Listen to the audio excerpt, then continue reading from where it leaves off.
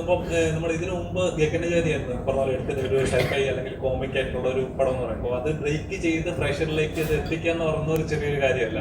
അപ്പോൾ ഈ സ്ക്രിപ്റ്റ് കേട്ട സമയത്ത് ഇതിന് ഒരുപാട് പോസിബിലിറ്റി ഉണ്ട്. ഇതിന്റെ പോസിബിലിറ്റി എന്ന് പറയുന്നത് ഇമാജിനേഷൻ ആണ് ഇതിന്റെ പോസിബിലിറ്റി.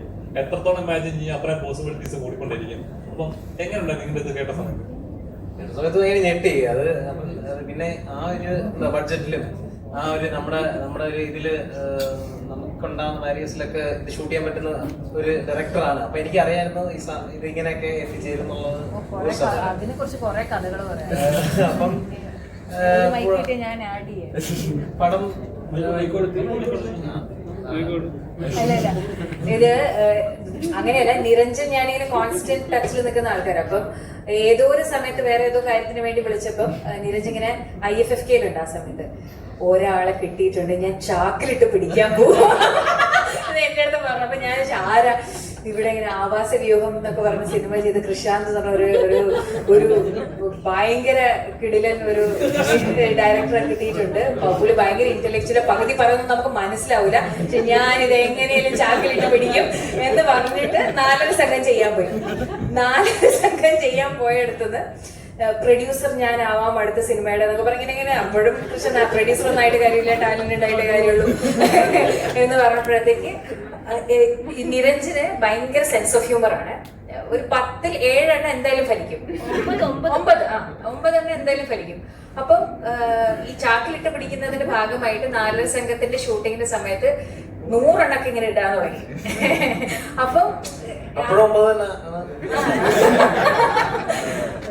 അപ്പോഴാണ് കൃഷാന്തിന് മനസ്സിലാവുന്നത് ഓക്കെ പുള്ളിക്ക് ഇത്രയും നന്നായിട്ട് കോമഡി ചെയ്യാൻ പറ്റും എന്നുള്ളത്. അങ്ങനെ കൃഷാന്ത് വേറെ 2-3 സിനിമ ചെയ്യാൻ പോവായിരുന്ന ആളെ നൈസായിട്ട് പറഞ്ഞ് റീറൂട്ട് ചെയ്യിപ്പിച്ച് അല്ലെ ഇങ്ങോട്ട് വിട്ടു. എന്നിട്ട് നിരഞ്ജനെയാണ് എന്നിലേക്കും അത് മധുരമനോരമ. അതായത് ചാക്കിലിട്ട് കിട്ടിയിട്ടുണ്ടെന്ന് പറഞ്ഞിട്ട് രജിഷ തിരിച്ച് അങ്ങനെ കിട്ടുകയാണെങ്കിൽ കുറച്ച് എനിക്കൂടെ അങ്ങനെ കണക്ട് ചെയ്താണെന്ന് ചാക്ക് മേടിക്കേണ്ടി വന്നില്ല.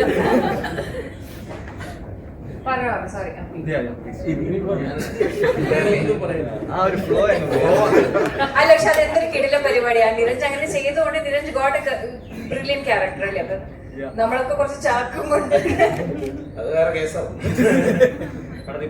അല്ല, ഭയങ്കര എക്സൈറ്റ്മെന്റ് ആയിരുന്നു ഈ കഥ കേട്ടപ്പോ തന്നെ. ഇത് this is once in a lifetime. എനിക്ക് തോന്നുന്നു അങ്ങനെ ഒരു പ്രോപ്പർ സൈബർ പങ്ക് ഒരു സൈബർ പങ്ക് പടം 2003 ഇറങ്ങിയ ഒരു സിനിമയുടെ പേരാണ് പറഞ്ഞത്. അപ്പൊ അങ്ങനെ ഒരു പടം ഞാനിപ്പം സൈബർ പങ്ക് എന്ന് പറയുന്നത് ഇവിടെ തന്നെയാണ് ഞാൻ ആദ്യം കേൾക്കുന്നത്. എപ്പോഴും കേട്ടിട്ടുണ്ടെന്നുള്ളതേ ഉള്ളൂ. അപ്പൊ ഞാൻ ഈ സൈബർ പങ്ക് സിനിമ വേറെ ഇന്ത്യയിൽ ഏതാ നോക്കിയപ്പോഴത്തേക്കും സൈബർ പങ്ക് വേറെ ഗൂഗിൾ ചെയ്ത് നോക്കിയിട്ട് എനിക്കൊന്ന് 2003 എന്തോ ഒരു ഇൻഡിപെൻഡന്റ് ഫിലിം മാത്രമേ ഗൂഗിളിൽ കിട്ടിയുള്ളൂ, സിനിസ്ഥാൻ എന്ന് പറഞ്ഞിട്ട്. അത് കണ്ടിട്ടില്ല. ഓക്കെ. അപ്പം ഫസ്റ്റ് ഓഫ് ഇറ്റ്സ് കൈൻഡ് ഒരു പരിപാടി ചെയ്യുന്നതിന്റെ എക്സൈറ്റ്മെന്റ്. പിന്നെ ആളെന്ത് ചെയ്താലും ഞാനുണ്ട്, ഞാൻ കൂടെ ഉണ്ട്. ക്യാപിറ്റലില് മറ്റേ ടെക്നിക്കൽ ഡിപ്പാർട്ട്മെന്റിൽ എവിടെയെങ്കിലും ഉണ്ടാവും. ഞാനും ദിവസം അയച്ചത് എപ്പോഴും ഉണ്ടാവണം നിർബന്ധമില്ലല്ലോ. ജഗദീഷേട്ടനോട് എങ്ങനെയാണ് എത്തിപ്പെട്ടത്? ജഗദീഷ് ചേട്ടനിലോട്ടെ എങ്ങനെയാണ് എത്തിപ്പെട്ടത്? അദ്ദേഹം എന്താണ് പറഞ്ഞത് കഥ കേട്ടപ്പോൾ? ജഗദീഷ് സാറിന് ഞാൻ പുരുഷപ്രയത്തിന് വേണ്ടിയാണ് റീച്ച് ഔട്ട് ആദ്യം ചെയ്തത്. അപ്പം എനിക്ക് വെരി പോസിറ്റീവ്. പുരുഷപ്രയത്തിലും 4.5 ആക്ച്വലും ഇതിലെനിക്ക് ജഗദീഷ് സാറിൻ്റെ ഞാൻ കുറച്ചുകൂടെ ഓപ്പൺ ആയിട്ട് സാർ ഇതിൻ്റെ അകത്ത് 3 ക്യാരക്ടേഴ്സ് ഉണ്ട്. You can choose whichever you want according to നിങ്ങൾക്ക് എത്ര ഡേറ്റ് ഉണ്ട് അതിനനുസരിച്ച് നിങ്ങൾക്ക് ചൂസ് ചെയ്യാമെന്ന് പറഞ്ഞു. അപ്പോൾ എനിക്ക് ജഗദീഷ് സാറാണെങ്കിൽ പറഞ്ഞ് പോലീസ് ക്യാരക്ടർ ആകുമ്പോഴത്തേക്ക് എപ്പോഴും കുറെ കൂടെയൊക്കെ ഇൻട്രസ്റ്റിംഗ് ആയിട്ട് ചെയ്യാൻ കാണും. പിന്നെ പുള്ളിക്ക് ആ ഒരു ടൈമിലെ പോലീസുകാരൻ എന്ന് പറയുന്നത് ചില ഡീസന്റ് ആണോ എന്ന് നമുക്ക് സംശയം തോന്നും. പക്ഷെ ഭയങ്കര ഡീസന്റ് ആണ്.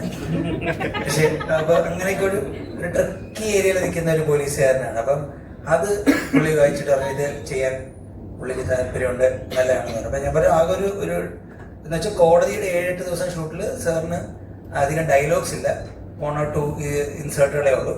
അതാണ് ട്രിക്കി. ബാക്കി അപ്പൊ അങ്ങനെയാണ് ജഗദീഷ് സാർ എത്തിയത്.